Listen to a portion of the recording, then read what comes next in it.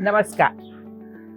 हम अक्सर देखते हैं कि एग्जाम के पहले बच्चे अजीब तरह का डर और बेचैनी महसूस करते हैं। वैसे ही देखा गया है कि अगर किसी को इंटरव्यू में जाना हो या स्टेज पर खड़े होकर भाषण देना हो तो व्यक्ति डर और चिंता की वजह से सारी तैयारी जो उसने करी है वो सब ऐन मौके पर भूल जाता है और इससे क्या होता है, उसको अवसर खो देता है और सफलता प्राप्त नहीं कर पाता। जब व्यक्ति को आत्मविश्वास की जरूरत है उस समय घबराना, कॉन्फिडेंस छोड़ देना, ये एक विचारणीय विषय है। अंग्रेजी में इसे एंजाइटी डिसऑर्डर कहा जाता है। हर व्यक्ति के जीवन में कभी न कभी एंजाइटी आ ही जाती है। इससे चिंता बढ़ती है, टेंशन बढ़ता है, सब कुछ होता है।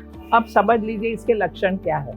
पहला तो लक्षण है सिर दर्द होना, पसीना पसीना आ जाना और दिल की धड़कन तेज हो जाना। अगर अधिक लंबे समय तक ये चलता रहे तो गड़बड़ है, तो इसे एंजाइटी डिसऑर्डर कहा जाता है। इसमें सोशल एंजाइटी, पैनिक डिसऑर्डर या फोबिया हो सकता है। अगर एंजाइटी डिसऑर्डर लंबे समय तक चले तो फिर वो डिप्रेशन में परिणत हो जाएगा।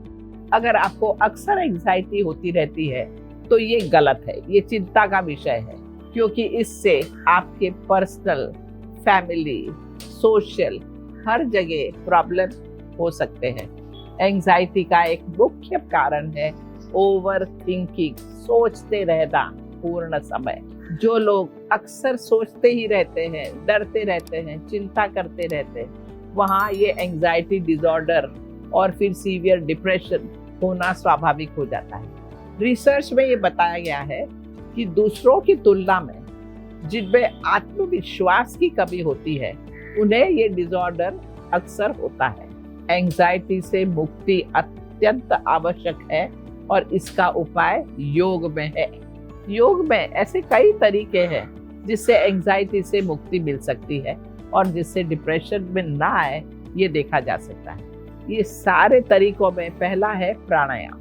यदि आप थोड़ा आलस को छोड़कर नियमित रूप से थोड़े योग के आसन, प्राणायाम करें तो अपना आत्मविश्वास जरूर बढ़ा सकते हैं। सबसे इम्पोर्टेंट है विचारों पर नियंत्रण और इसके लिए जरूरी है प्राणायाम। देखा ये गया है, शास्त्रों में कहा है कि मन को तो पकड़ना बड़ा मुश्किल है लेकिन सांसों को पकड़ा जा सकता है और सांस पर जब नियंत्रण लाया जाए तो मन पर नियंत्रण अपने आप आ जाता है, विचारों पर नियंत्रण आ ही जाएगा। और इसीलिए बहुत सारे प्राणायाम है। तो प्राणायामों में भी जैसे भ्रामरी प्राणायाम है, बहुत मन को केंद्रित करेगा। इक्वल ब्रीदिंग है, प्राणायाम नंबर 4 है, एब्डोमिनल ब्रीदिंग है। तो ये सब प्राणायाम का उपयोग करना पड़ेगा। प्राणायाम में एक और प्राणायाम है जो बैलेंस करता है गर्मी और सर्दी को, और इसको कहते हैं अनुलोम विलोम प्राणायाम। वो भी करना अत्यंत जरूरी है।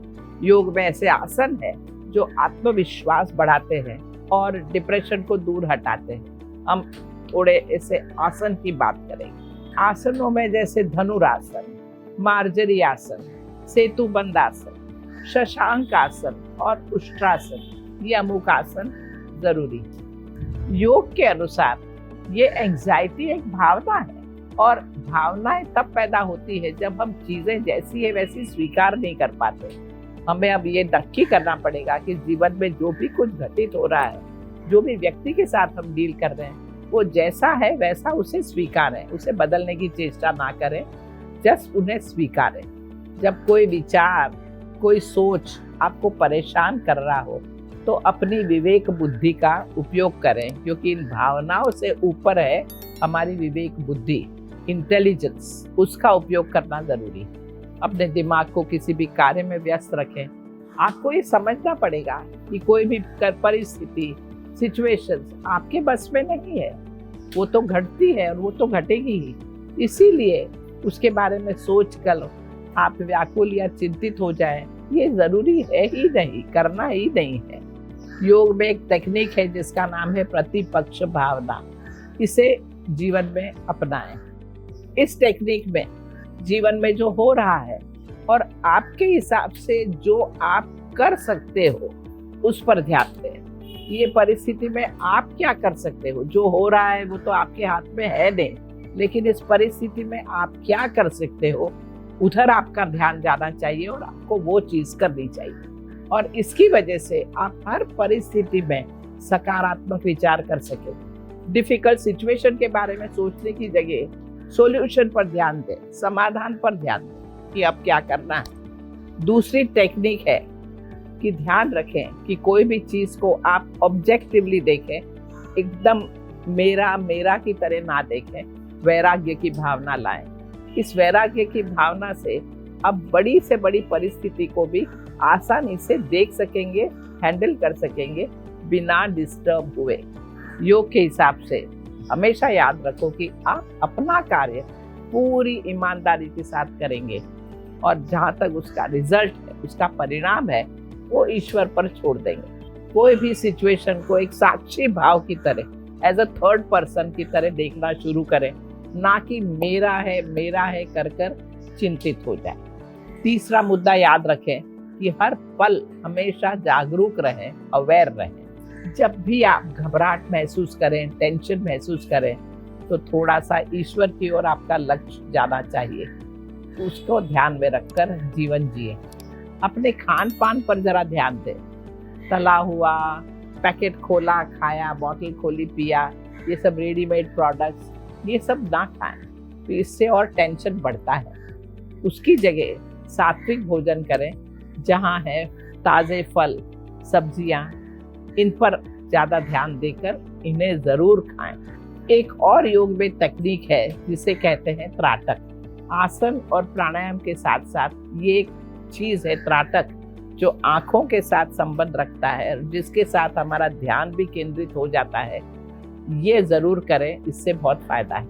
ये त्राटक बहुत ही प्रभावशाली टेक्निक है और इससे मन पर सीधा असर पड़ता है। त्राटक पहले सीख ले अच्छी तरह और फिर उसका उपयोग करें। एक चीज़ हमेशा याद रखिए, वो है अनित्य भावना। कोई भी चीज़ परमानेंट नहीं है, सब टेम्पररी है। प्रॉब्लम भी आए हैं, टेम्पररीली आए हैं, वो आए हैं, चले जाएंगे। परमानेंट नहीं है कि आपको चिंता करने की ज़रूरत है। आज कुछ गड़बड़ हो भी गई हो तो ठीक है, कल वो बदलेगा, कल वो बेहतर ही होगा। ऐसा सकारात्मक अगर सोचेंगे तो आप बहुत ही जल्दी डिप्रेशन से, एंजाइटी से बाहर आ जाएंगे। सोच पर तो दुनिया कायम है, सोचो और सही सोचो। मैं ये उम्मीद करती हूँ कि ये सारी चीज़ों को जीवन में अपना कर आप एंजाइटी से मुक्त हो सकेंगे। जीवन में कुछ भी हो जाए, याद रखिए कि कोई भी परेशानी से आप बाहर निकल सकते हैं। बस हौसला रखिए और मुश्किलों को यूं ही डट कर उसका मुकाबला करिए। बस आनंदित मन बनाए रखें, अपना कर्तव्य करते चलिए और जीवन में सफलता ही है, नुकसान कभी भी नहीं है। बस कोशिश करते रहिए। नमस्कार।